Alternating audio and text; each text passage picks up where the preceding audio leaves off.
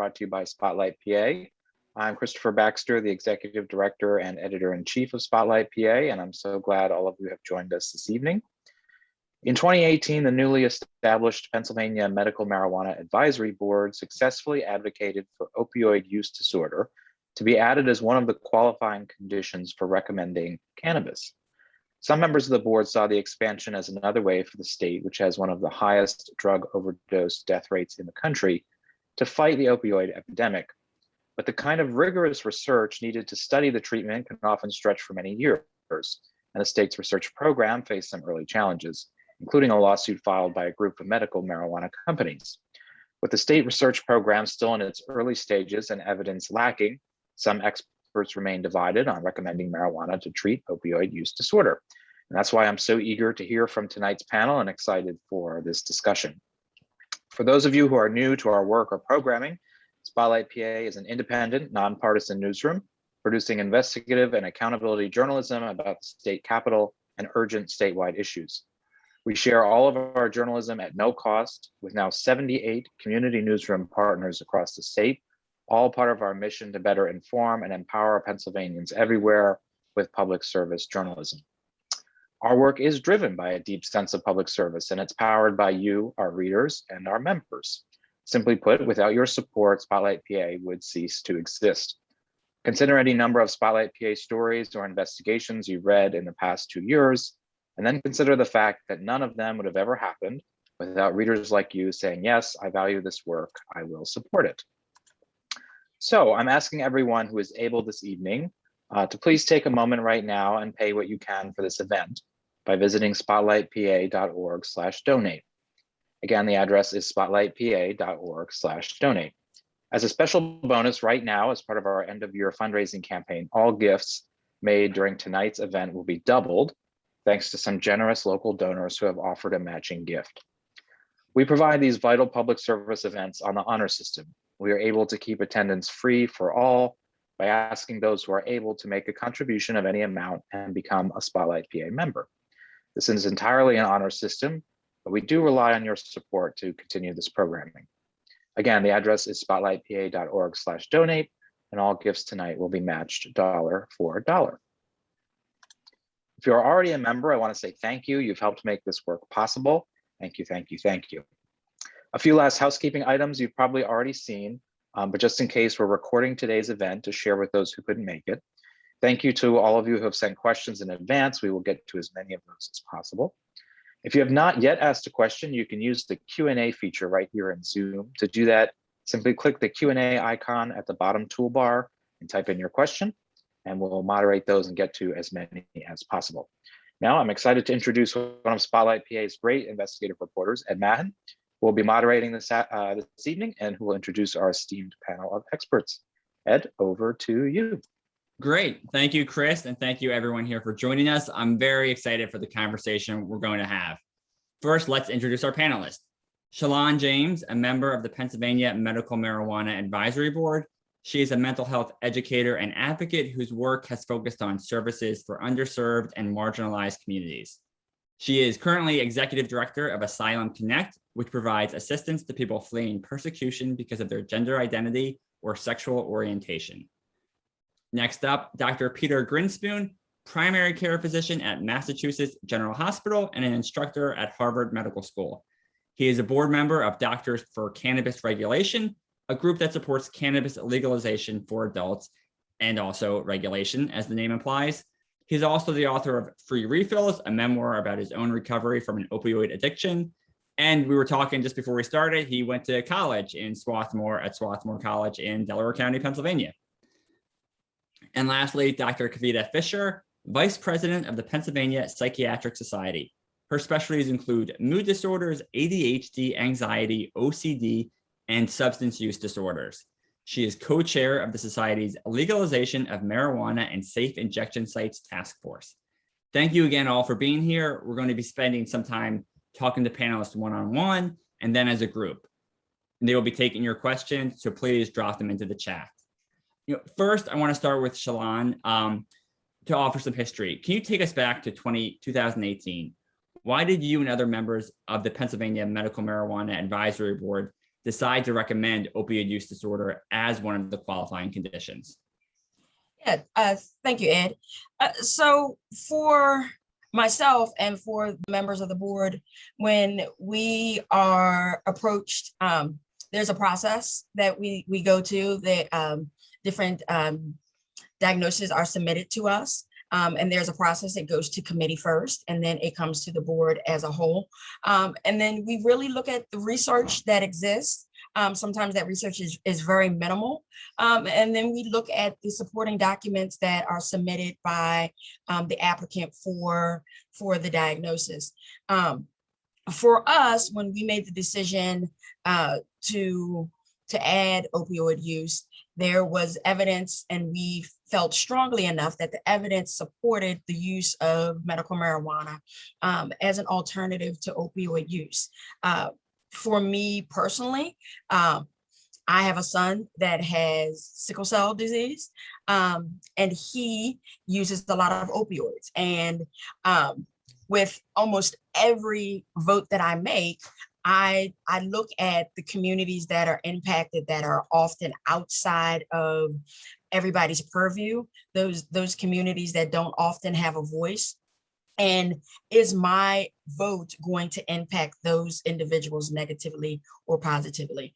And so when I look at the sickle cell community, they often don't have a voice. They are often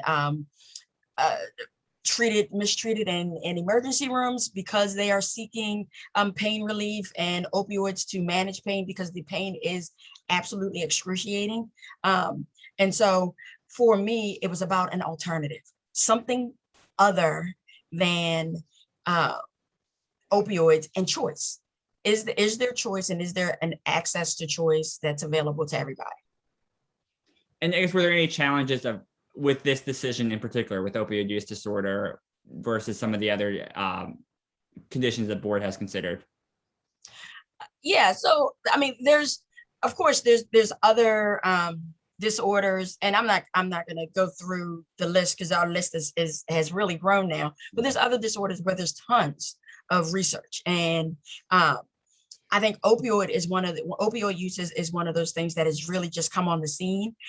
In terms of popularity is maybe a bad word for it, but it's getting a lot of focus. But opioid use has been around for a very, very long time. So I think individuals, because of where it is now in society, and it is so in the spotlight, that it was something that was presented to the board that wasn't presented to the board when we initially did the first set of conditions, when we had when we opened up with the medical marijuana board in the first set of conditions. Okay, great. Sounds good. And we'll have more questions for you in a little bit. Peter, I want to talk to you about the role of cannabis with opioid use disorder, what the research says, and your own approach and your own experience. So one, if you can just talk to us about what role do you think cannabis can have for people suffering from opioid use disorder? Well, clearly cannabis is having a huge impact on the opiate crisis. As a doctor, I can use cannabis instead of opiates to treat chronic pain. I could use it to lessen their dosage of opiates, because opiates and cannabis work well together synergistically. And a lot of the mischief you get into with opiates is dose related. There's evidence, and anybody who is withdrawing from opiates or trying to get off them will confirm that cannabis is extremely effective for the symptoms of opiate withdrawal. And I could tell you that from personal experience, 15 years ago, but there is no medicine that's as effective for opiate withdrawal. And there's evidence either that cannabis has no effect on people's retention in opiate on opiate replacement therapy programs, or that it increases retention in opiate programs such as methadone or buprenorphine programs. So, when the study came out, we were all joking at MGH, maybe we should require people to use cannabis for their opiate withdrawal, but we're joking about that. So clearly, as at least an adjunct helping with the withdrawal symptoms, helping with the pain, helping with sleep, helping with anxiety, helping with nausea. Cannabis can play a very big role, both in getting off of opiates and in a lot of the underlying conditions that cause the opiate use in the first place. That's, of course, if you ignore some of the exaggeration that goes on by some of these psychiatrists and other and law enforcement in particular about the harms of cannabis. However, not that there aren't harms, there are some very serious harms, which we can get into, but it gets very exaggerated in this discussion. And you have to just ask yourself, is the cannabis more dangerous than the opiates? And it's very hard to come up with a scenario where the cannabis isn't safer than the opiates. Now, the specific question about whether cannabis should be used as a medication for opiate use disorder, like Suboxone, like methadone. I don't use cannabis like Suboxone or methadone to get people off of opiates. Particular, I use it as an adjunct because there's such great data that methadone and buprenorphine, Suboxone, we use those interchangeably, have a 50 to 80% reduction in overdose and death.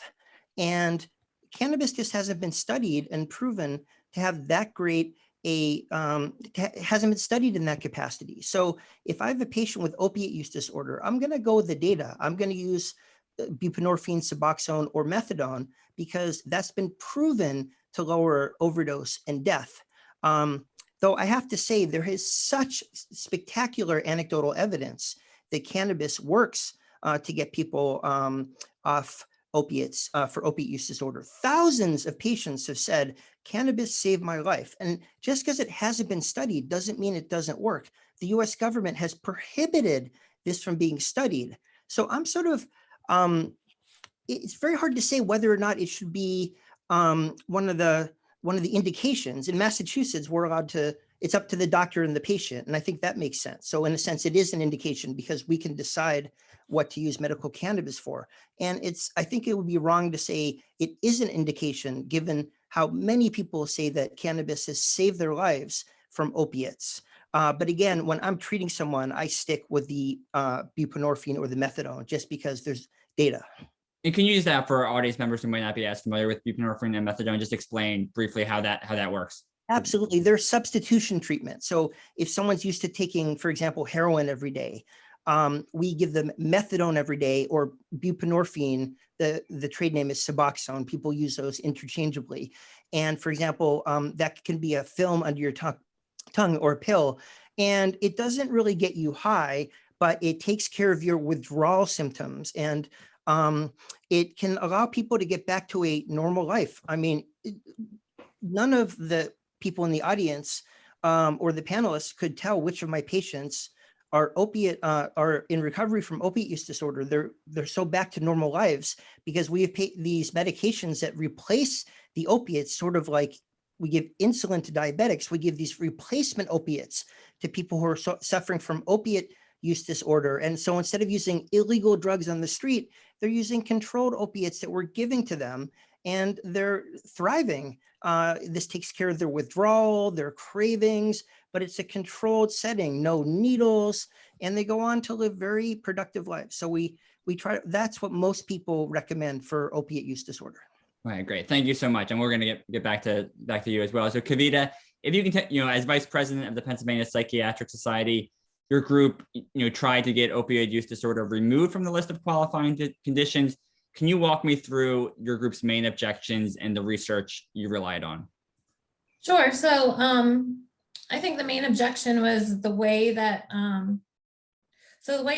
the approved condition is worded is opioid use disorder for which conventional therapeutic interventions are contraindicated or ineffective.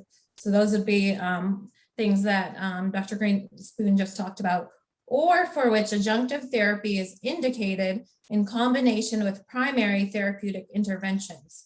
So the second part, for which adjunctive therapy is indicated, that's really left up to interpretation, and there's really no data on this. So we're talking about evidence that, again, Dr. Greenspoon made an important point. We're not really allowed to research because marijuana is still federally illegal. So there really isn't any data. So there is no evidence backing up that this is a medication for opioid use disorder. However, we do know that it can be very harmful for people. We do know that there's actually a 2018 study that came out that showed that it can actually, people who use medical cannabis are at a higher risk for using misusing prescription opioids and other medications like stimulants and tranquilizers like benzodiazepines. So that is a concern, because our main goal is, again, to help people who are suffering from substance use, and there's just not the data out there. The other thing is the type of product that's available in Pennsylvania is very high, or can be very high in THC, which is one of the components of cannabis. And that is a component that gets you high. And so that component in particular poses risk for addiction, and also wouldn't be what would be recommended for someone suffering from opioid use disorder. So that was some of our concerns with this in particular. Okay, that's good.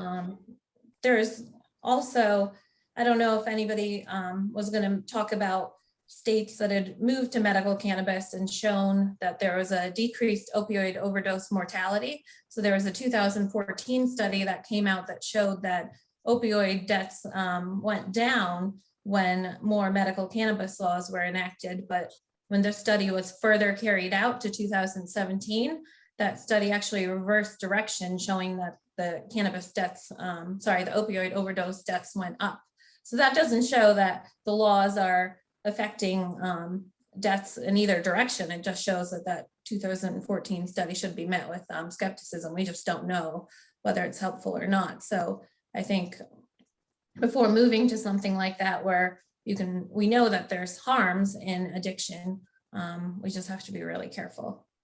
And then I want to get an audience question too. And Peter, I just see your hand raised. I'll get to you in a minute. I just want to get to this audience question. So this came from a reader. Reader said, I am one of Pennsylvania's first medical cannabis patients. My question is, why isn't the current administration doing more to move people from opiates to cannabis? They go on to sort of describe, a foot surgery they had, and they used cannabis, and it was better than opioids. And obviously that's for pain, and it's different. But I think there's a general sense that opioids are causing a lot of harm, and there's a lot of higher risk potential with them versus cannabis. And there's a general sense that the cannabis is a lower risk. So in your view, why isn't there more of an emphasis? Why shouldn't we be doing more to get people away from opioids, essentially? I think that's sort of the reader's question. Well, I think we should be doing things to get people away from opioids, but I don't think cannabis is the answer for that. I think if you look at the Institute of Medicine did a very large study in 2017 looking at how cannabis affects pain, and the improvements were modest. There was more improvements with spasticity with multiple sclerosis than actual pain. And there's various studies that kind of show different outcomes. But again, we can't really look at those studies and look at the products that we have available, because there's such a variety of products. And again, we have to be really careful when we look at very high THC products that Pennsylvania, I don't know if everybody knows, doesn't have a limit or a cap on the percentage of concentration of THC, which a lot of different states do. So, and a lot of studies that come out look at the product in a certain concentration. For example, Florida, Georgia, I know, is coming out soon with medical cannabis, and it has a 10% cap on THC. So that kind of is protective in terms of reducing harm. We don't have anything like that. So that again causes concern with, looking at things like using this for pain or using this for opioid use disorder without knowing what is actually out there. All right, great. Sounds good. And so, Peter, I want to give you a chance to weigh in, and then I want to get to Shalon for some questions about the state's research program. But Peter, if you want, I see your hand raised, so I want to. Well, I just think that a couple things. The products, the more you legalize, the better the products are, and the more variety you have. And in Massachusetts, we've been legal now for about 5 or 6. We've been legal for about 7 years, but the shops didn't open up for 5 years. And now you're able to find lower THC products, higher CBD products, products with other cannabinoids that mitigate the effect of THC. If you use enough CBD, CBD is the non-intoxicating cannabinoid that actually 1 in 7 Americans are now on, for better or for worse. And that can really mitigate a lot of the psychoactive effects of the THC. And the products are really well regulated and really, so I don't agree with the products aren't safe argument. The only reason the products aren't safe is that we haven't fully and completely legalized yet. They could be just as safe as they are with like Tylenol in CVS or getting a beer in a liquor store if we were to legalize them. And I don't buy the marijuana is so strong these days. When I was growing up, my dad was a very famous advocate for legalization. He was a psychiatrist at Harvard, and an argument against legalizing was, oh, you have to smoke a whole joint. That's bad for your lungs. And now the argument is, oh, you just have to take 1 puff. It's too strong. I mean, you can't have it both ways. There have been study after study where people titrate to the effect that they want. People don't want to get higher than they want. It's scary. It's uncomfortable. It causes anxiety. So these limits, I do agree with Dr. Fisher about the concentrates. I'm not a big fan of the like 80% THC, but it doesn't make a difference if a person takes 2 puffs of 10% THC or 1 puff of 20% THC. It's all the same, and it's not more dangerous to use slightly stronger flower. And I just think that with chronic pain, we don't have a lot of choices. Tylenol doesn't do anything. None of us like opiates. And the non-steroidals, if they don't kill you with a heart attack or an ulcer, they're going to wreck your kidneys. I've had hundreds of patients in kidney failure from taking your non-steroidals, your ibuprofen, your Advil, your Aleve, your Naprosyn, your diclofenac. Cannabis is arguably safer than the non-steroidals, taking non-steroidals every single day. And the dangers of cannabis just get so exaggerated. Teenagers shouldn't use it. Pregnant women shouldn't use it. People shouldn't use it before driving. Aside from that, it is safer than a lot of these other medications. And I think it's a real disservice to like cite these studies. I mean, Dr. Fisher cited the one study that they found where like it was associated, not causally related, but just associated with other drugs. But there's been study after study after study showing that as cannabis becomes legal, both medically and recreationally, not only does opiate use go down, but benzodiazepine use goes down. You know, your Valium, your Klonopin, all these other drugs that are really dangerous are going down. So I just don't get the whole let's exaggerate cannabis and scare everybody when, and the final thing I want to say is, I don't quite agree with the characterization of the National Academy of Sciences report. They did say it was effective for chronic pain. But the other thing is, the research has been prohibited. They're studying it in other countries. There's a lot of good research coming out of Harvard about cannabis and chronic pain by my colleague Stacy Gruber. But the other thing is, how could you ignore the like tens of millions of people that are actually using it for chronic pain with good benefit? Why would they be making it up? People often say nothing works for pain because they want to get opiates. Why are tens of millions of people saying cannabis is working for my pain? Like people with fibromyalgia, half of them use cannabis. People with multiple sclerosis, half of them use cannabis. People with chronic pain gravitate towards cannabis. People with breast cancer, 2/3 of them are using cannabis. Why would they make this up? How could you not consider that evidence? So Right. I don't get the let's not listen to patients. Okay, yeah. So actually, Kavita has her hand raised. So I do want to get to Shalon in a second, but yeah, Kavita, talk about the state's research program particularly. Kavita, if you could just if you want to respond or raise your hand. I'm sure. Thank you. So, yeah, I have to disagree with pretty much all of that. So we're not exaggerating here. So you mentioned a couple of reasons why we wouldn't, people we wouldn't use it in. So you mentioned pregnant women. That's true. We also have concerns in the aging population because the psychoactivity or the high that marijuana causes is another concern for older adults, especially those at risk for confusion and dementia. Drug interactions a concern, especially in older individuals who may be on multiple medications. people with mental health conditions, especially those who are predisposed to psychosis with a family history. We know that a risk develops, there's a high risk for developing schizophrenia and psychosis, especially in young adults with a family history, but in really anyone with a family history or with heavy use. And again, a high risk for substance use disorders. We've known this for a long time. So there's definitely, you mentioned anecdotal evidence. Anecdotal evidence, you're Harvard trained, you know that's like the lowest form of evidence that exists, unfortunately. So the data is just not out there. And we do know, however, that there's a risk of harm, and we just really have to be careful before we decide to go with cannabis as the main treatment for pain, or else we're just going to start another epidemic. We don't want to move from an opioid epidemic to a cannabis epidemic. Yeah, so sorry, thank you. And so yeah, Shalon, I think it's that we're talking about data and data not being there.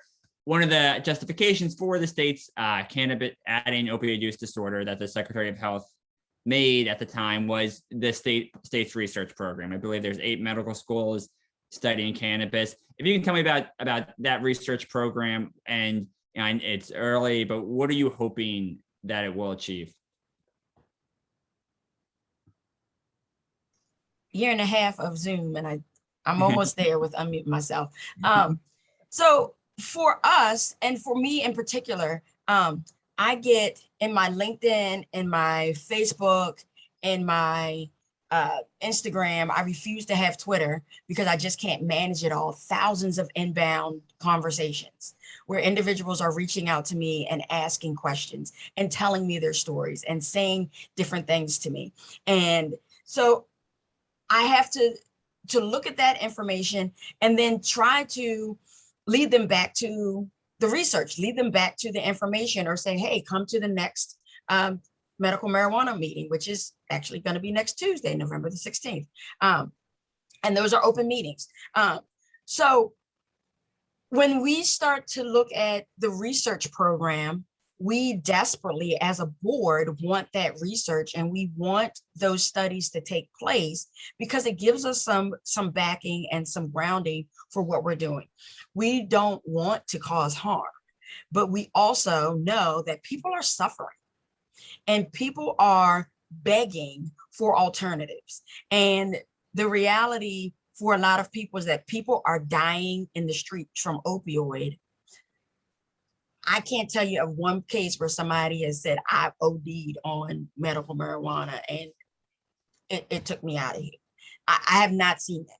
If somebody has seen it, I would love to have that data in front of me. And so when I look at like patients like my son and my son's friends who are young adults, and they just want to be able to live and go about their lives and do normal things, but they can't because of pain. And I can provide an option. I'm going to provide an option every single time. Medical marijuana is not something that you have to take. It is an option, and people are flocking to that option. So that has to mean something. I do agree with Peter when he says that, people aren't making up the fact that they're having pain, and now they're saying that I'm not having pain. People are making up the fact that they weren't able to go to work before, and now they're able to go to work. Like that just isn't true. That just isn't something that is happening. So we want the data. We are excited for the data to start rolling in. It has been a slow process, but we are waiting for the day that actually happens for us.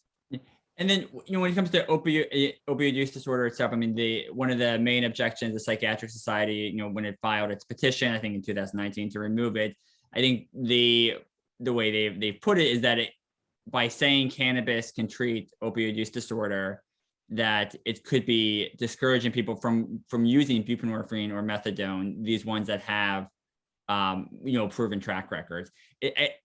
So is that a concern for you, whether people are going to be bypassing these more established, with more evidence behind them treatments? No, not at all. That is not a concern for me. That is, for me, again, it's about choice and options. There are people that are going to just choose that they don't want to use medical marijuana for whatever reason. Marijuana itself has a stigma behind it, and there are people that are like, I'm just not going to do this. It's about choice and an option, and I don't. And I have not seen from again the thousands of people that have reached out to me, of anybody that's saying, "Hey, I'm skipping everything else because I want to get right to medical marijuana." So, yeah, I would say no. And then, yeah, so we got some hand raised. I want to ask everybody just, and when we call on you next, are there changes you want to see happen at the federal level? And I'll give everybody a chance to weigh in. But I see Peter and Kavita both have their hands raised. So, I mean, Peter, if you want to go first, if you want to, the point that you want to make, but also the federal question. Oh, sure.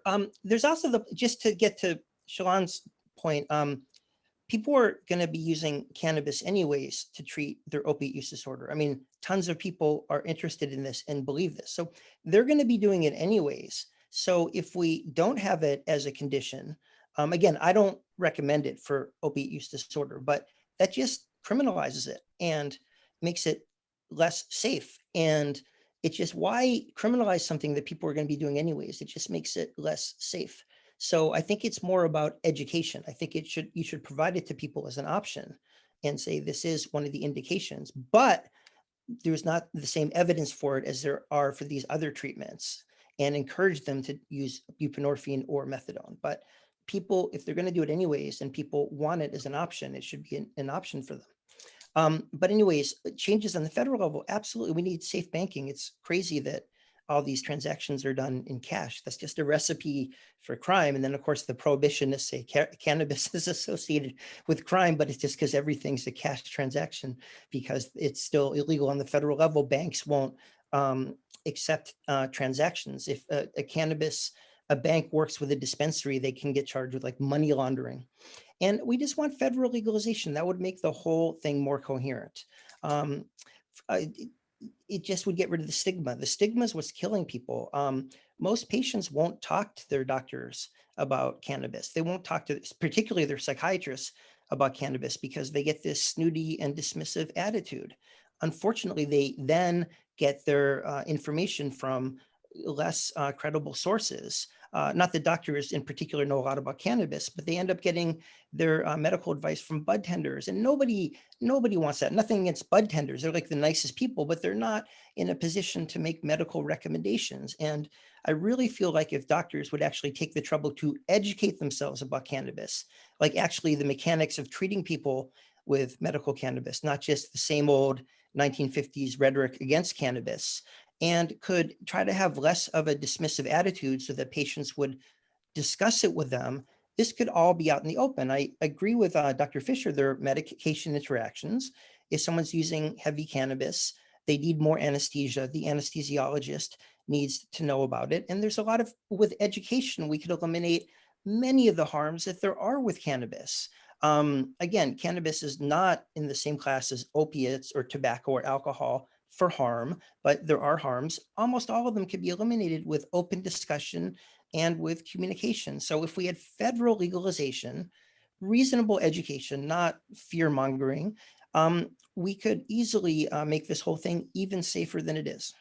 Right. Yeah, Kavita, if you want to weigh in, and Kavita, so I know you have a point you want to make, and then want to ask you about the federal changes, and also I know the Wolf administration seems unlikely to remove opioid use disorder at this point. So are there anything at the state level that you think would minimize the harm that you view is happening?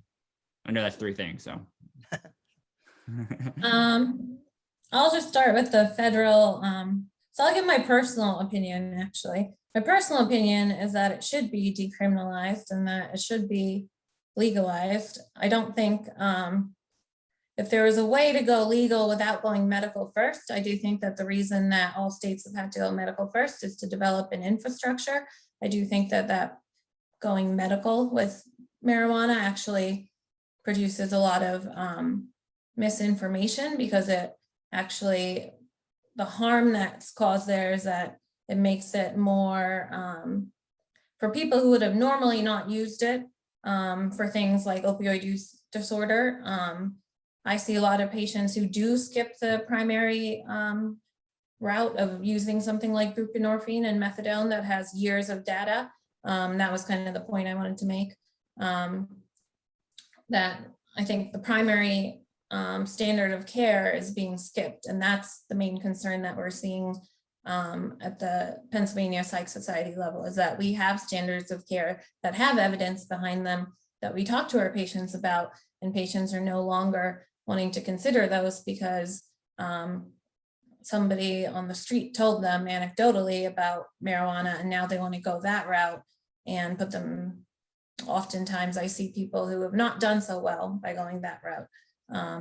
And I'm strictly talking about opioid use disorder here. So I do think that legalizing and dealing with it that way and not, I think it puts doctors at a very awkward position sometimes, especially when someone wants to use something that's not evidence-based. But I think having that conversation with patients is important, like what Dr. Greenspoon said, without being dismissive and snooty, which is what not all psychiatrists do actually. So I'm sorry you've had that experience. And I think that was, what was your third question? Oh, yeah, just if there's anything at the state level, I mean, the Wolf administration, I mean, it seems unlikely they would get rid of opioid use disorder as a qualifying condition. Just if there's anything you think that would minimize this harm that you see, that you believe is happening. I think we need to, I think it would be great if there was some more transparency. And I'm not sure, I see a lot of the times when people are being certified for this, even for this condition, it's not coming from addiction medicine or from psychiatrists, it's coming from different doctors. And I think it would be good if they actually talk about the primary, the standard of care for opioid use disorder, and also talking about, what the studies are, which are none, and on opioid use disorder and using marijuana for this, and talking about what the actual products are available versus what were looked at in different studies for different conditions that have been looked at as well. All right, great, thank you. And Shalon, what would you like to see happen at the federal level? And yeah, I'll just start there. I'll do one question this time. So definitely the class moved so that the much needed research can take place without fear of funding going away, and that's just absurd. It's just absurd that we can't get life-saving research done because people are afraid that they're going to lose funding. Money is the root of all evil. And so people are literally paying out of pocket for a product. That's and not to belabor the issue, but people are paying out of pocket for this medicine.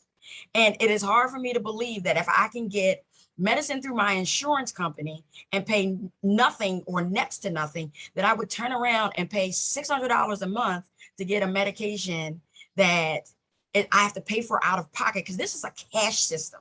Medical insurance do not cover it. So that doesn't even make logical sense, that I would turn around and say, I'm not going to use my insurance. I'm going to use my cash money and risk not being able to eat. And we're not talking about people that are rich. We're already talking about people that are on disability and on other forms of support because of their chronic pain.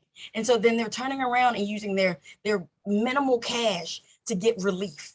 How desperate, how desperate do you have to be to say that is worthy of some recognition, that is not something that the human beings are just out to say, oh, yep, I'm not going to use my insurance and go to the pharmacy and go to CVS and get my opioid pills. I could get medication for my son from the pharmacy for free. Yeah. We'll pay cash. Yeah, cash money. We actually have a question about that. So I think we're going to turn over to a lot of audience questions now. We have a lot of great questions. I'll start with you, Shalon. I mean, first, so two. One is just the insurance issue. Is that because of the federal regulations that yeah, the federal regulations, yeah. And then so this person had that two parts to the question. Their second part was, it is my understanding that once one has a card to go to a medical marijuana facility, that the pharmacist, I think that might be the bud tender, decides the dosage. Is that appropriate? So not necessarily, not 100%. So once you get certified, so you have a doctor certified, the doctor can say, hey, I this is my patient. I've been treating them for X amount of years for whatever disorder, and I want them to have medical marijuana. And my suggestion is that they have to take this amount. I don't want them to have more than this amount. Then the script is filled as it's written by the pharmacist. My understanding is that a script can also leave that up to the pharmacist, who has training on how to dose those medications. And so then it's a process. That first visit that you go in, from all of the feedback that I have gotten, is very long and very drawn out, because the pharmacist takes time, talks to you, and then they work with you on dosage and the type and method of delivery for your actual medical marijuana. And then you come back and you report and say, hey, I got some relief, or that was great, or like, hey, like this was too strong, like it worked, but then I was zonked all day and I couldn't function. Like, can you lower it? So there is a process that goes on. So it's not necessarily that the pharmacist is making the decision. The pharmacist is sometimes has a little bit more training than the doctor, but the doctor is not in a position to make that decision. And so he's passing it on to another professional that can. And then, and Peter and Kavita, I'm going to start with Peter and Kavita then second. But just briefly, your view on that issue of the how much control, healthcare doctors are giving up in this process, and if it's a problem. Well, it's interesting. In Massachusetts, we have a slightly different system. Remember, it's state by state. It'll possibly be more coherent when we have federal legalization, but we don't have pharmacists. We just have bud tenders. Pharmacists are much more equipped and trained than bud tenders. Bud tenders have like no training. And it's really frustrating to me. Like, one of my patients might go in and the bud tender will be like, oh, you have a headache. My cousin tried this strain at a Grateful Dead concert 4 years ago and it helped her headache. So why don't you try this strain? It's not very scientific. I think it's great if you have pharmacists. It's expensive, but it's great because, as Shalon said, they know a ton about this. They know a ton about the medication interactions, and they can really educate the patients about the different products. But we, for example, in Massachusetts, don't have that luxury. They're not in the dispensaries and they're not in our offices. So it's up to the physicians to educate the patients. Now, I'm not trying to, take down the bud tenders. They're great people. They're knowledgeable, but they shouldn't be in the position of making medical recommendations. And also, they're working for a store. I'm sure there's pressure to sell products as well. So I do my best to educate my patients on cannabinoids, but it's actually pretty simple. It does involve a loss of control on the part of the physicians, which I think is part of what the physicians are uncomfortable with cannabis as a whole. If you have a high cholesterol, I'll give you 10 milligrams of Lipitor. If you have high blood pressure, I'll give you 25 milligrams of hydrochlorothiazide. With cannabis, you start very low and go slow. I'll suggest a tincture with 4-to-1 CBD to THC. Take 1 drop at night. That won't be enough to do anything. Next night, 2 drops. Work your way up very slowly until your insomnia starts to get alleviated. It's trial and error. We communicate frequently. It's teamwork between the doctor and the patient. And it's about the patient being more involved in their medical care with this natural plant-based medicine. So it's just sort of a different paradigm. And it really works well. But again, it's less paternalistic. It's less the doctor telling the patient what to do and more like a team effort. So it is a different paradigm, and it takes some getting used to. And I think that is part of why a lot of doctors aren't quite comfortable with it, because it really gives the patient more responsibility to sort of advocate for themselves and to participate in the trial and error part of it. Thank you. And then Kavita, same question. The original question was about, the people at the dispensary deciding the dosage, and, sort of follow up with that was just the issue of the certifier, the doctor losing control. So just what's your view on that issue?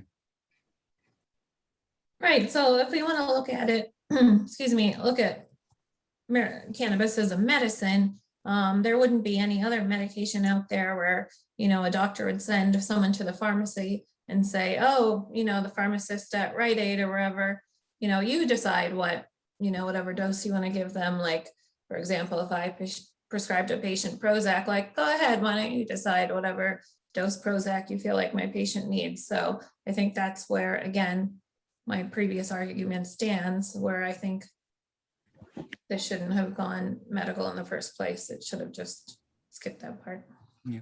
And then that part's personal opinion. But. Yes. Do you mind if I get an audience question? I know people have their hand raised, but mind if I get this audience question in? I think this question gets at a lot of I think it's the frustration that exists in Pennsylvania in particular. We have a super high opioid overdose death rate. So this person says, I feel the term evidence-based has very little meaning anymore, considering nothing currently on the market has made an impact in overdose deaths. Do you agree it's time to give more attention to treatments that don't have the research data behind them? So yeah, what's your quick responses to all that? Kavita? Mine, so evidence-based does matter because methadone and Suboxone have made quite an impact and continue to make an impact. So I think that does matter. Peter, and then Sean.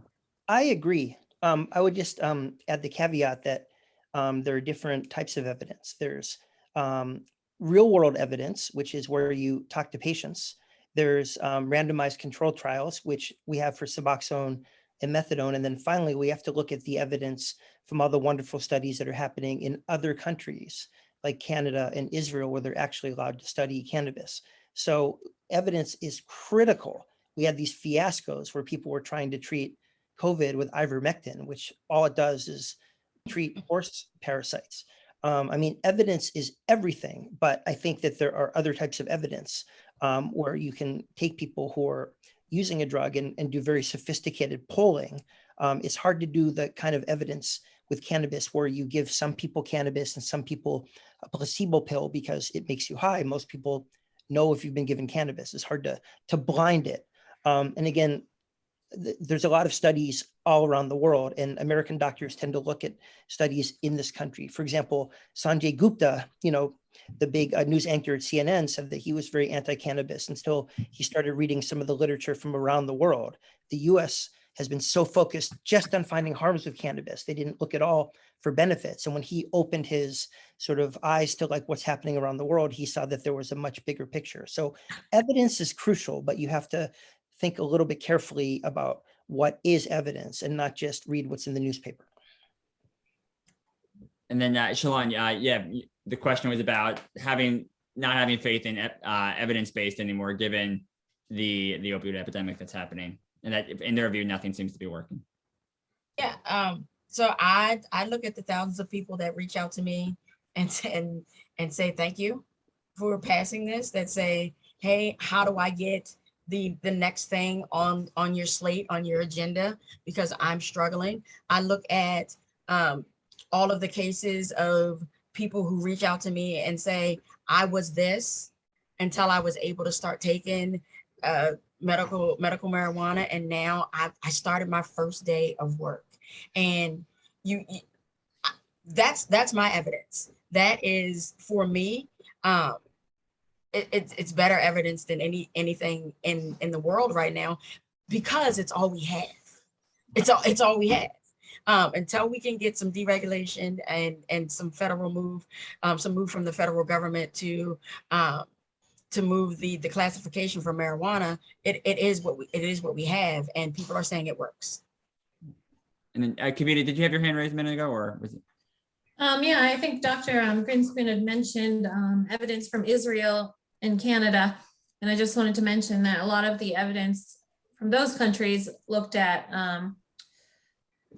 ratios of 20-1 in terms of CBD to THC, of CBD 20-1. And that's, again, one thing that we would like to see here if we're looking at a medical sort of marijuana cannabis, which we don't have. Thank you. And then we had other questions that was submitted earlier. There was someone, your knowledge of all this might vary, but they were wondering how they could find a doctor who specializes in both Suboxone and cannabis. And Peter, obviously you're in another state, but I don't know if you would have any general advice, or Shalon, if you would have any, if this person is wondering where they can find a doctor who is, an expert in both addiction and cannabis. What advice would you give that person? I would say I will put my contact information in the chat. And if you feel comfortable reaching out to me, I can link you with one of my board members who would definitely be able to help you with that process. All right, that's May a I good make answer. a comment? Sure. Can I make a comment on that, actually? Definitely space. So I think that would actually be really hard to do because drug and alcohol rehabs are still having a really hard time figuring out what to do if someone's on cannabis. Because again, cannabis is usually not allowed in a rehab facility. So again, if you're at the point where you're required to go to a rehab or wanting to go to a rehab, and again, not all people who are taking Suboxone would be at that point. But even if you're at an outpatient Suboxone provider and you're on cannabis, that's oftentimes cannabis is a exclusion criteria for being in that program. So I think that's where it becomes tricky. I'm not commenting on whether you can find someone or not, but that's just why oftentimes it can be tricky. Okay, sounds good. So we're going to hand it over back to Chris in 1 second. So I'm going to give everybody a chance to talk. So if you can, we got like a minute and a half left before I have to give it back to Chris. If you can each one key takeaway, one thing you want patients to know. And if you can sum that up in 30 seconds, a key thing you would want patients to know. Peter, go first, please. Sorry. One key thing I want patients to know is that cannabis is really complicated, and it's just a really spectacularly effective medicine that has harms and benefits. And it's just really confusing because, as you can tell from this debate, really good doctors have incredibly divergent opinions on it. So the most important thing is to keep reading and keep educating yourself about it. And this is a work in progress because we're researching, we're learning more about it. So I would just say, don't just depend on one source. You have to dig in. If you want to learn about cannabis and, colitis, say you have colitis, you have to read a whole bunch of different sources because for other things in medicine, doctors all agree, and you could just read something and that's like the scoop. But cannabis is just one of those subjects where there are a lot of different opinions and there's a lot of disagreement. So if you're educating yourself about cannabis, you have to just look at a bunch of different sources. That sounds good. And then Kavita and then Shalon to finish it up. So Kavita, I guess if you can be able to 30 seconds-ish, that'd be great. So Dr. Greenspan actually said it quite well. And I would actually add to that, I wouldn't go with anecdotes with a friend. I would, again, make sure you're looking at good quality data, making sure you know what that is. And also keeping informed and making sure you're talking to your doctor and asking the right questions. All right, great. Sounds good. And then Shalon, if you can finish us out with 30 seconds, what do you think patients should know? And then we'll hand it back to Chris. Yeah, absolutely. So I put, there's a link. I actually put it in the chat, and that is to Act 16, the PA state regulations. So it'll answer some of the questions that I saw scrolling through, like which dispensaries are required to have pharmacies, every single one. And read it. It's long, but there's a lot of great information in there. I'm super proud of the system that Pennsylvania has set up. And I think it rivals any system in the country. So if you are on the program, make sure you have your card, make sure you have your original container, and make sure that you have your when you are driving, because you can't, there's still legal ramifications for driving impaired. So you have to make sure that you have all the things that you need to make sure that you are safe and covered. If you should get in a situation where you need to prove that you are a legal participant in the medical marijuana program, make sure the container has the original label on it. So. All right. Sounds good. Thank you all so much. I appreciate everybody's questions. I appreciate everybody's participation. Gonna hand it back to Chris. Great, thank you, Ed. Wonderful discussion this evening. So happy we could host this here at Spotlight PA, bring everyone together. I want to thank Ed for his great moderating, all of our panelists, and of course, everyone who attended and all the great questions. Central to the mission of Spotlight PA is ensuring that Pennsylvanians in all corners of the state, regardless of their financial resources, have access to trusted, nonpartisan, fact-based journalism to be informed, equipped, and empowered in their everyday life. So as we always like to say at the end of our events, this conversation really should just be viewed as the beginning. Please take what you learned tonight, continue to get informed, read other sources, talk to your elected officials and neighbors, and continue to be engaged in our great state and in this great debate. Tonight's event was a free public service provided by Spotlight PA. And so this is the time I'd like to remind any of you who have not yet made a contribution and are able to do so, to please go to spotlightpa.org/donate now. As a reminder, all gifts tonight will be doubled as part of our end of year fundraising campaign. Contributions of any amount help us keep this programming free for those who need it most, and your support goes directly back into our journalism, and not the least of which is Ed's great work of late. Thank you again to everyone who has become a member today and supported this programming so far. Thank you again to all of our current members for helping make this possible. And most of all, have a great end of your week and a great weekend. Thanks, everyone. Thank you. Thank you.